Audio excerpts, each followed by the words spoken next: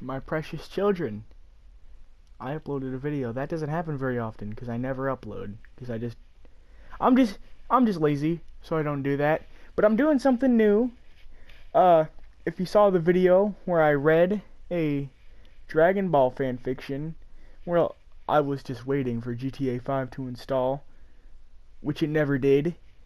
So I just went and read a random fanfiction that I found, and then just midway just decided to record it. After this one, I might go read the whole thing. But first, we need to get this done. This is a Yu-Gi-Oh fanfiction because I like Yu-Gi-Oh, because I'm a big nerd. But I'm just going to explain it before we read it. This is a fanfiction about Yu-Gi-Oh, I just said that, of course, that features Seto Kaiba and Mokuba Kaiba. And I'm just going to read the additional tags here. Sibling, incest, anal, and fluff. So that basically tells you how this is going to go. It's 2 chapters long, so it shouldn't take that long to read. Well, I've already read it though, so my reactions won't be as genuine. I just decided after reading this, why not do this? Make a video out of this, make a whole series out of this maybe, if I want to. But enough of that. Let's get on to the reading. The title of this fanfiction is called Dance With Me. Here is the summary. For his 16th birthday, Mokuba invites Seto to a club, but is this all the devious teenager is planning? Chapter 1. Seto's point of view. Shit! I curse, looking at my navigation kit. I look around and then again at the monitor. I thought I fixed this blasted thing yesterday, but the coordinates it gives me just can't be right, can they? Mokuba gave me the address, but I've never heard of the place. To think of it, the whole thing was a bit strange. Mokuba had told me that he wanted to celebrate his 16th birthday differently. He told me not to bother, that he would arrange everything himself, and that I only had to come to the address he'd given me. Of course I couldn't refuse, because when am I ever able to refuse my brother? And here I am, in some slum, with no clue where that club, at least my brother told me it was a club thing, is. I'm on foot because parking your car in a place like this would be like placing a "please steal this car" sign on top of it. And now I think I'm lost. Great. So that was the first paragraph. Now before we move on, I'm going to get my glasses, my precious spectacles of seeing, so I can, be better at reading, because I am one blind fellow, so this will just make this a lot easier for me. And will also make this video take longer, which does not matter, because I don't put ads on this anyway, because I can't. Mainly because of YouTube's new rules, so I couldn't even if I wanted to. Which I don't. But moving on to the next paragraph. What is it with Mokuba anyway? He refused to tell me anything about the party. If there even is a party. He hadn't been this secretive since he was hiding his love for me. Great. I have to smile inwardly at the thought. Things got so much more complicated after he told me the truth. We have to be so careful in public, and even our friends, his friends, I correct myself. Is my brother turning me soft? I'm not actually thinking of Yugi and his gang as my friends now, do I? I still find it hard to draw the line when it comes to being with Mokuba. He's still so young and so impatient, but we are happy, and I'm definitely not regretting the choices we've made. I now know that people will condemn our relationship if they find out. I was never the person to care what people say, but I fear for Mokuba. He's so sensitive. I'm afraid people would hurt him.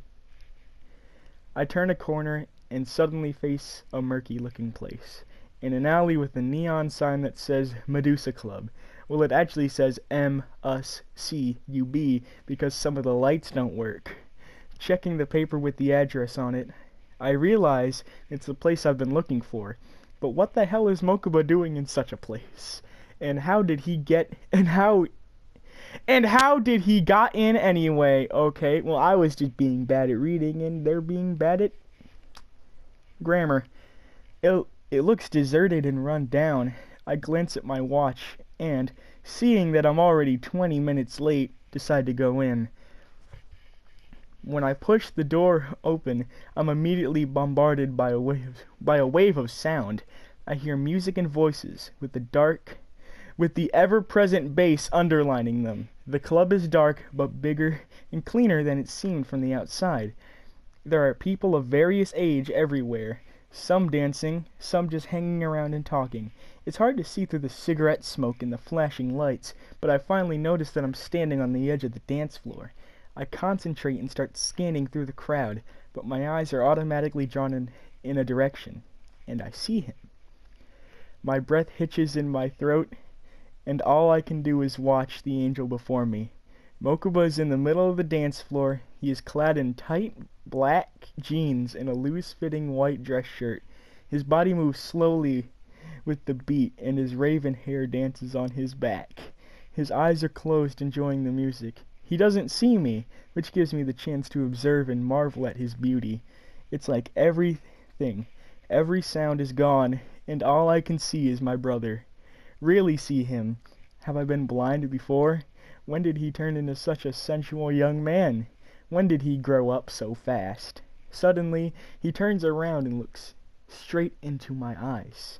He smiles his warm smile that at times makes me melt inside. I'm immediately pulled in his direction. It's inescapable, like gravity. My feet are moving without me realizing it. He comes to stand in front of me, wraps his arms around my neck, and gives me a light kiss on the cheek. The spot his lips touch sends warmth through my whole body. He leans in again, this time to say something. Finally, I'm glad you're here. I want to say that I would never miss his birthday, but I still can't seem to produce a sound. He takes my hands and leads me closer to the center of the dance floor. There he starts to dance in that same slow, seductive manner. But it's not at all the same this time, because he's dancing for me. I know that. His moves are supple and controlled. He spins around a couple of times and ends up with his back pressed against my chest. My breathing fastens, and I can't resist touching the warm body so close to me. My hands slide over Mokuba's shoulders, chest, and come to rest on his hips. His body is still moving with the rhythm, but is now pressing harder to mine. I involuntarily groan when his hips roll against my groin. I feel his hands move up and reach for my neck. He turns his upper body so that he can look me in the eye. His eyes are dark, pupils dilated, and I'm momentarily trapped in them. My head lowers as if by itself, and I capture those slightly parted lips. He shudders in my arms and opens up to my eager tongue. I hold on to him tighter as we kiss, never ever wanting to let go. He moans into my mouth, and suddenly I realize where we are. My eyes snap open, and I push him away. We both are panting, and I can see that Mokuba's face is flushed. Then his expression changes, and he looks hurt. I'm sorry. I didn't mean to push you away like that. I apologize immediately. Reaching out my hand, I lightly brush away the strand of hair out of his face. It's just that we're in public, and someone might see and recognize us, and take you away from me, my mind adds. Realizing I was only concerned about him, Mokuba smiles. Then his smile turns into a smirk, and he leans closer to me. Why do you think I brought you here? Huh? Is the smartest response I can come up with at the moment. I look around, trying to spot what there might be so special about this place. But besides that, the club is very dark. I don't see anything exceptional. There is one big dance floor on which we are currently standing, and around it, higher placed, are tables and a bar. In the corner there is a DJ booth, a club like any other. The people who come here either don't know us or don't give a damn about who we are. The couples who visit this club aren't that common, so they leave each other alone. I start to look at the people around me, for the first time this evening, really seeing them as individuals, instead of the crowd I needed to spot Mokuba in. When I look closer, I notice there are a lot of same-sex couples and people who seem to be too young to be in a club here. Next to us, I see a girl Mokuba's age dancing with a man who is probably twice her age. They look genuinely happy, though. And that's pedophilia. Okay, yeah. That's illegal. Then my gaze falls on someone familiar. Oh, right. How could I miss that hair? I see the former pharaoh slow dance with his twerp. Yugi looks as if he wouldn't notice a bomb exploding 2 feet away from him. His eyes closed and head buried in Yami's t-shirt, which is also impossible, because it is impossible for Yami and Yugi to be out and walking around at the same time as 2 different entities. That is impossible. That cannot happen. This is incorrect. Right? This is not possible in any way. This should not be happening. This cannot happen. But we're just going to move on and ignore that. I lost my place. The pharaoh, however, does notice me. Our gaze lock and he gives me a wink before he turns his attention back to his spouse. What the hell? Mokuba looks at me and then in the direction I'm staring. Is something wrong?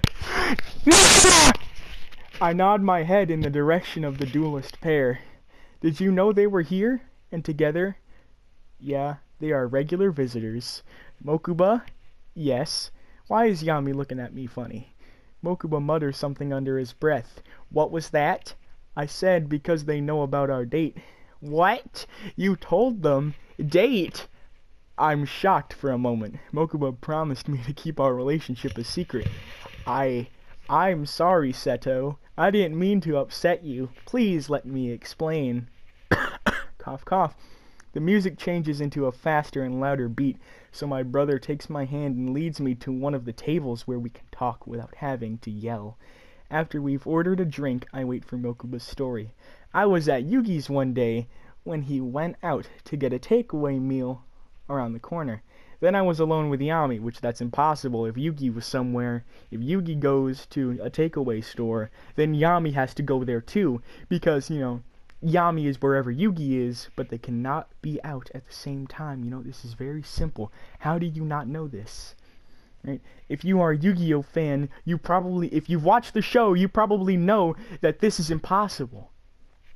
So stop it, you dumb cunt. Okay. Ignoring that, then I was alone with Yami. We started to talk, and he kind of asked me about you, what my feelings for you were exactly. First I was reluctant to tell him the truth, but soon I understood that he had suspicions about us. He told me that I could talk to him, and that, whatever I might tell, he wouldn't judge us because in the ancient Egypt, relationships, even marriages between siblings were common, at least among nobility.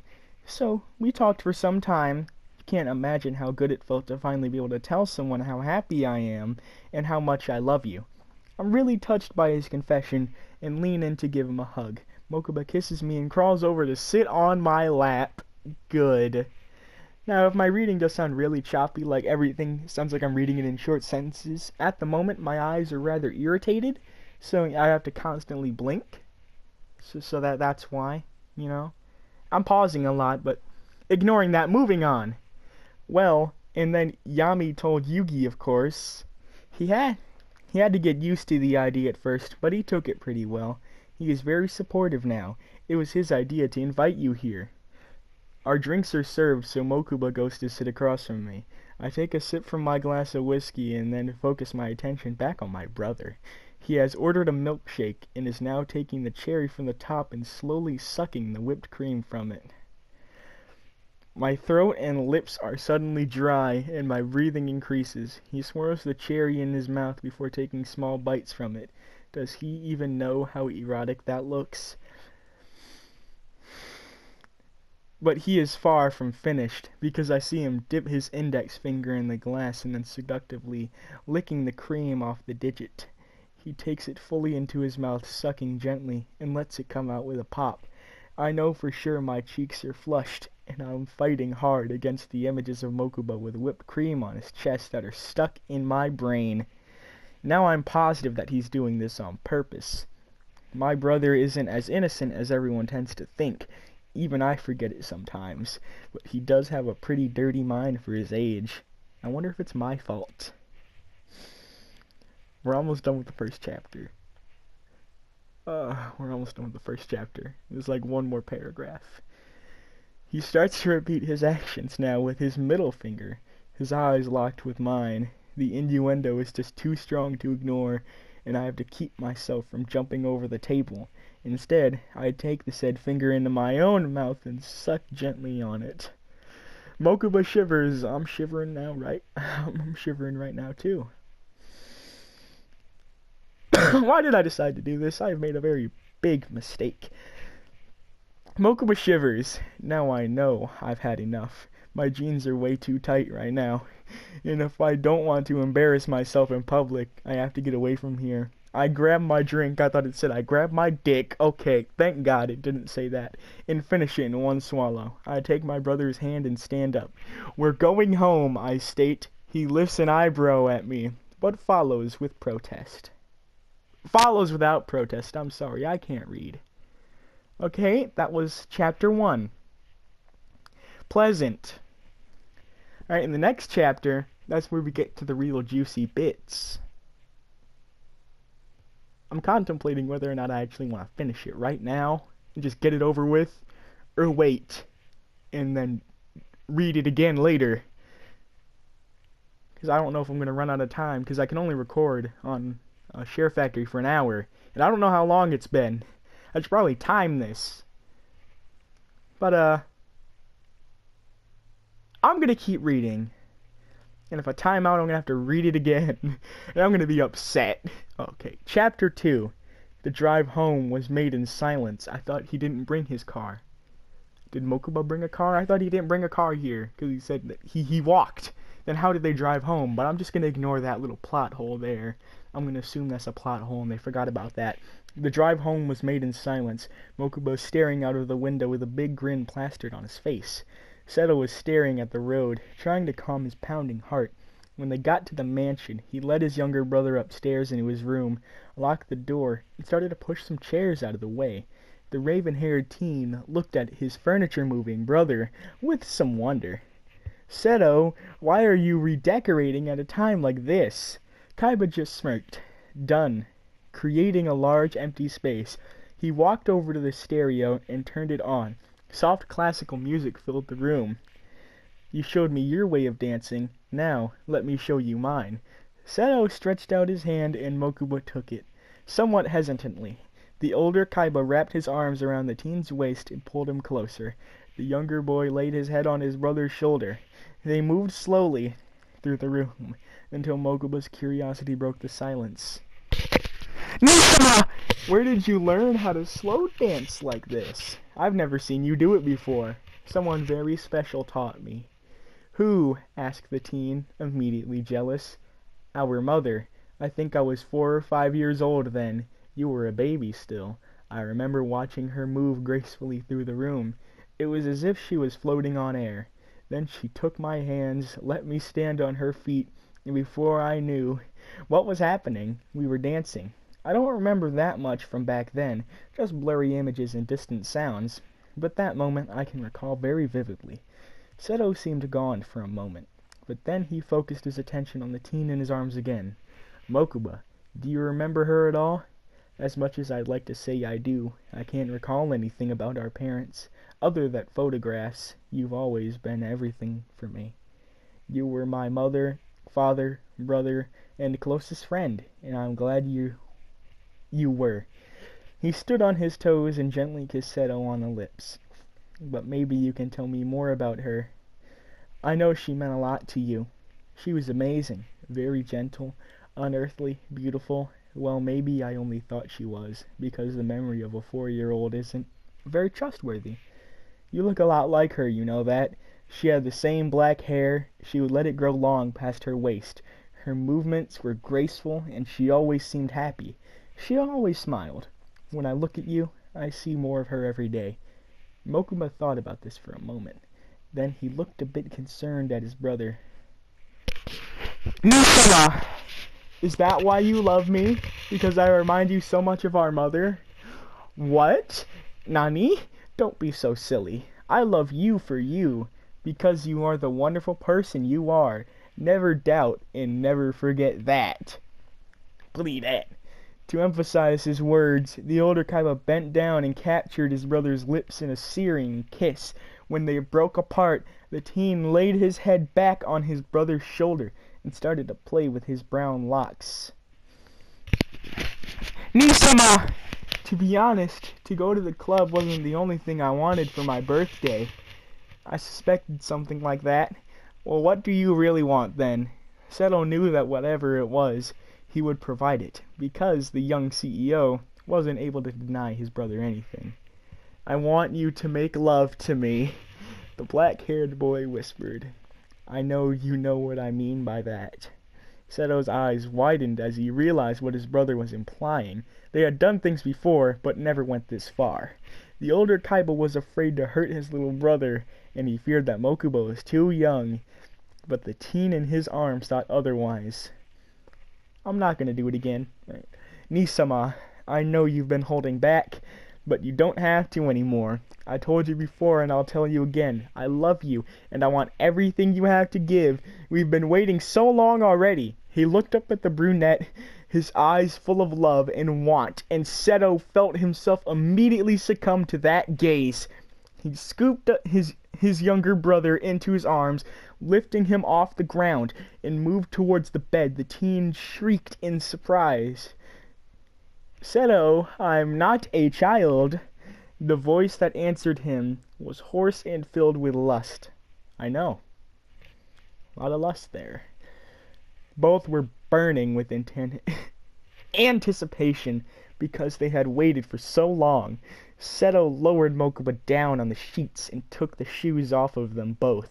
Then he crawled back on the bed, suddenly slightly nervous. Well, go on.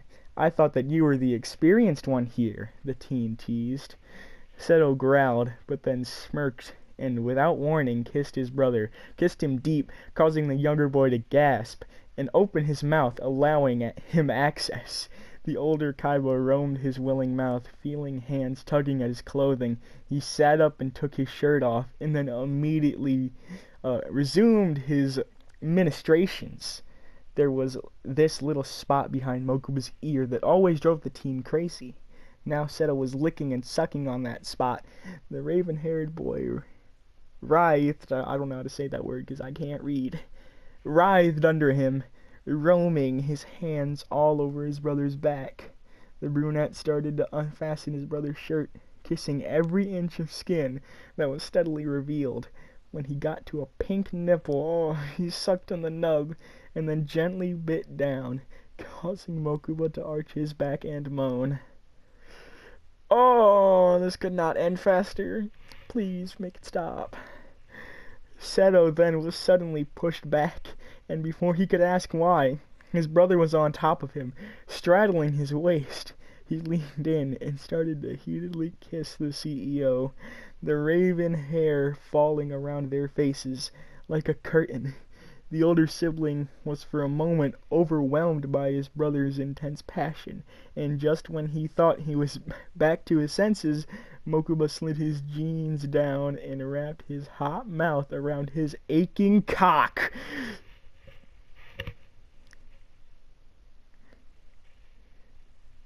I've already read this. And my reaction, this was not my reaction the first time I read this.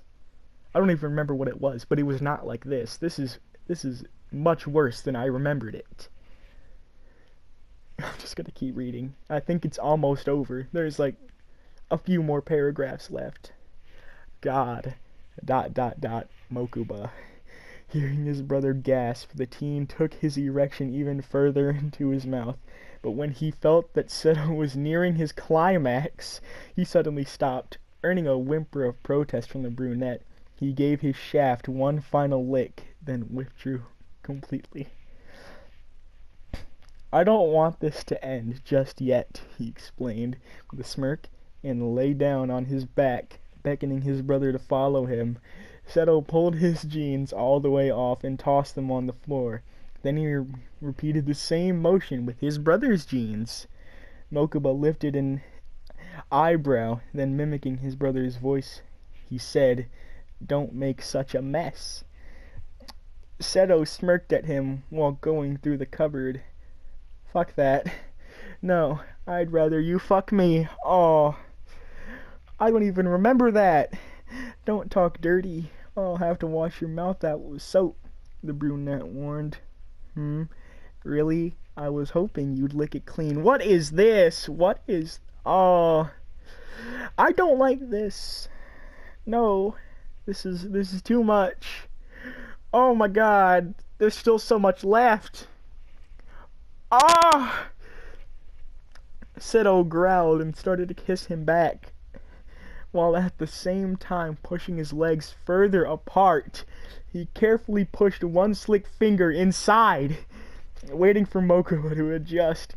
Feeling his brother relax, he started to suck on the spot behind his ear again, distracting him from any unpleasant feeling that may occur when he slid another finger in, surprised at how easy it went in. Has Mokuba been... The mental image was too much for a second, and Seto clenched his teeth. Not to moan, he stretched him some more before crooking his fingers slightly and hitting that special spot inside of him. Mokuba cried out and threw his head backwards, not expecting much pleasure. "More, please, Seto." Oh god. Seto obliged by slowly and carefully inserting a third finger. He continued to stretch his brother, all the while gently massaging his prostate until Mokuba was writhing and sobbing with pleasure and impatience. The older teen then withdrew his fingers and pushed himself inside his brother's tight opening. Mokuba bit his lip, but stayed silent. The brunette lightly kissed his forehead. "You okay?" The dark-haired boy opened his eyes and smiled at him. "Yes, go on. Please don't. No." Seto set up a slow rhythm, each push aimed perfectly until his brother started to push up against him, urging him to go faster and deeper, their bodies colliding into each other until Mokuba cried out his brother's name and shakingly reached his release. That was enough to send Seto over the edge too, and he spilled his seed deep inside his brother. They lay silent for a moment, waiting for their breaths to calm down. The brunette had pulled the sheets over them and wrapped his arms around the younger teen. "I love you, Mokuba. I don't say that often enough. I know that you do. I love you too, Nisama." He paused. "We should do this more often." Seto snickered. "But next time, I make sure we have milkshake at home and cherries." That's it. It's over. I'm never gonna read that again. I should have just read the Dragon Ball My Little Pony crossover. I should have just read that one. Why did I not start off with that one? Why did I start off with this? This was a mistake. But, well, not like this video was gonna get monetized anyway. I don't have, like, 1,000 subscribers in, like, the watch time thing. I don't have either though, so I couldn't put ads on it anyway. But if I could, this video would not be getting monetized. It would not happen, because, you know, the sex in this is underaged, you know, because one of them is 16, and, you know, the other one is 5 years older. So, you know, that'd be, make the other one 21. Haha, I know, dead meme. Yes, very funny. People still say that, unironically, which upsets me greatly. But people still do say that. Yep, 21. Now moving on, the other person is 21, so not only is this, you know, incest, gay incest, mind that, but it's also pedophilia.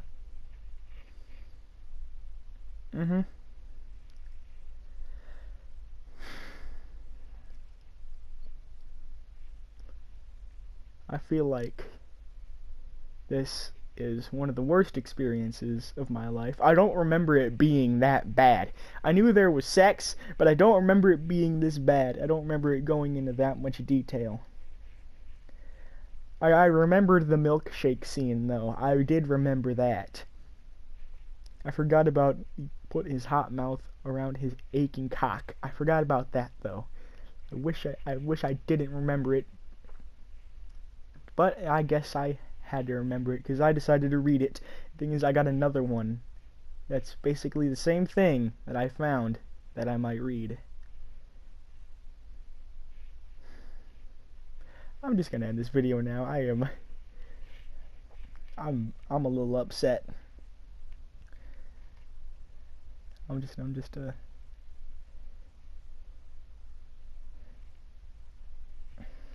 you know what, this video is over. Bye.